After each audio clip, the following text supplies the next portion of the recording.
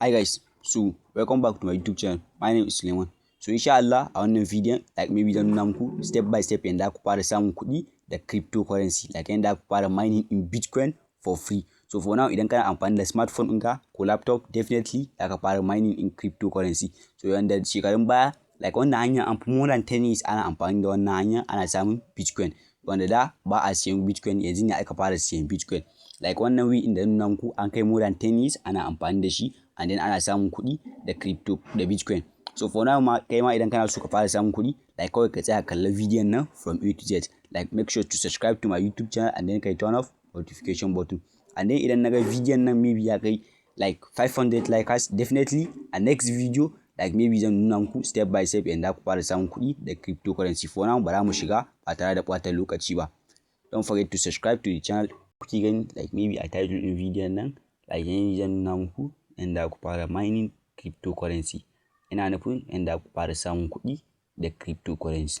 So for now dai yanzu like zaka iya using the cryptocurrency, like maybe kana samun kuɗi a cikin cryptocurrency.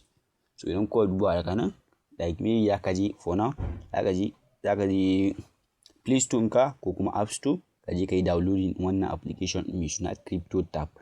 So wannan application ɗin mai suna CryptoTab browser shi aka je kai download. So za ka gani da yawa akwai Max, akwai CryptoTab browser Lite haka. So ba Lite ɗin aka yi downloading ba, za ka yi downloading ɗin CryptoTab browser Pro. So wannan Pro ɗin za ka yi downloading.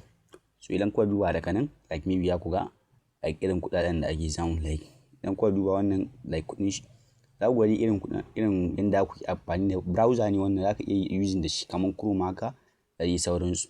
So for now maybe yanzu zan buɗe muku so yanda aka yi sign up, like bayan ka install in application ɗin nan yanda aka yi sign up abu ne mai sauƙi, like za ka iya samun $5 every day.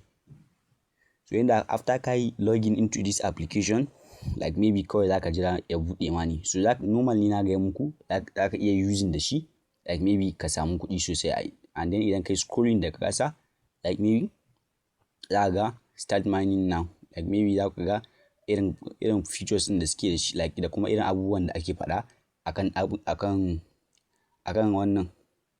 akan cryptocurrency ɗin nan. So normal ne kai ma yanzu za ka ga idan ka duba daga nan fast browsing, even fast mining. So like download and start now mining.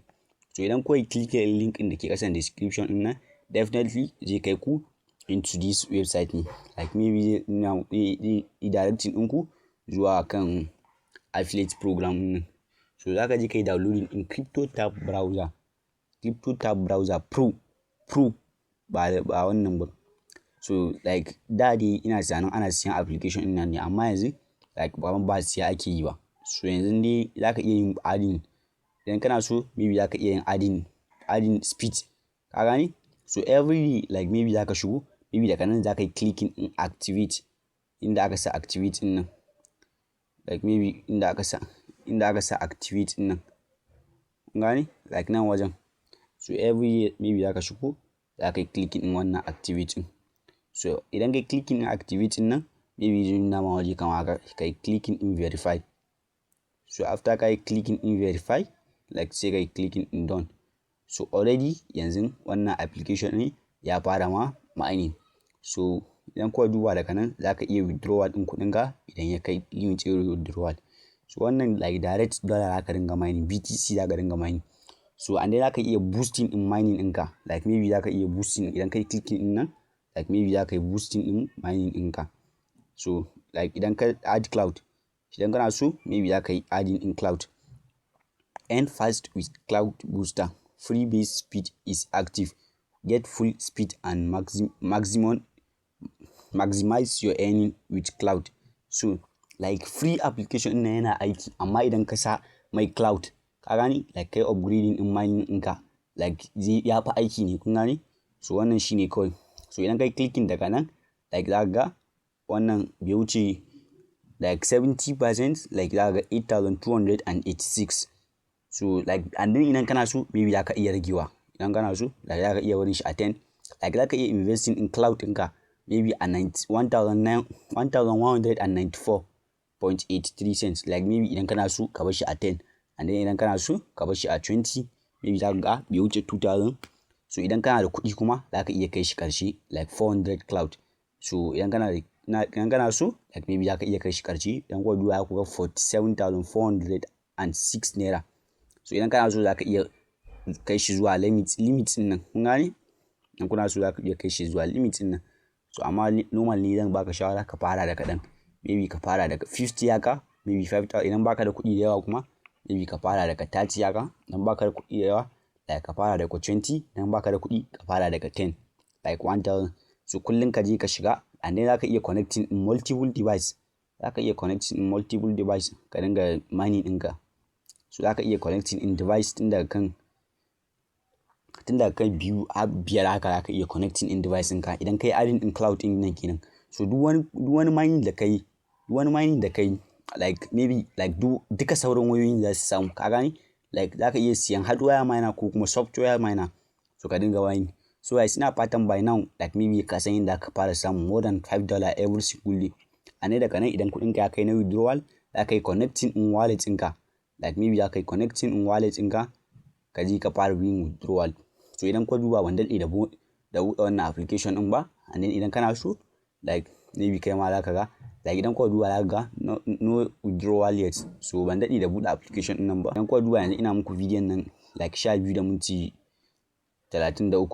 So an fara yin Bitcoin. Idan ka duba da ba siyan Bitcoin ake ba, ana mining in Bitcoin ne, kun gane? Like da normal ne ba siyan Bitcoin ake yi ba, ana mining in Bitcoin ne. So yanzu ne aka koma like yanzu da Bitcoin ne ya halving, like shine aka koma siyan Bitcoin. So kai ma yanzu idan kana so like maybe kai mining in Bitcoin, ka gane? Like idan kana so maybe kai mining in Bitcoin, so kawai ka zo wannan application din mai suna Crypto Tab Browser Pro. Like Pro din nan da kuke gani like shi za ka yi downloading, ka gane? Like wannan Pro haka je ka yi downloading in light haka, ka yi downloading in Pro, and then bayan ka yi downloading za ka zo nan ka yi adding cloud, like ka yi boosting in mining ɗinka, ka gane?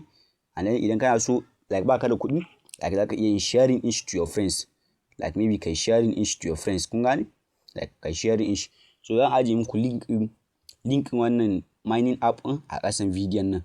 So thank you guys, sai mu haɗa a next video. Don't forget to subscribe to my YouTube channel. Idan ne naga wannan bidiyon ya kai irin 500 likes haka, like definitely a next video like maybe zan kawo muku wani application ɗin da za ku dinga mining sosai ku dinga samun kuɗi.